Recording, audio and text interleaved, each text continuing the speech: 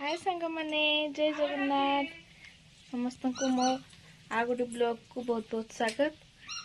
तो आज हूँ संडे रविवार तो आसन देखिए रविवार सकाळ सकाळ स्पेशल खाइबा बो एठी एंडुरी पिठा खाउजंती सकाळ एंडुरी खाइबा आस हमर होउजी डेली एंडुरी छेना पूरा बइजी इनती सेंते पूरा ना छेनार पूरा छेना हमर गाय अछि बोली पूरा छेना करा होउची छेना पूरा बइजी बड़ मिष्टी लागुजी।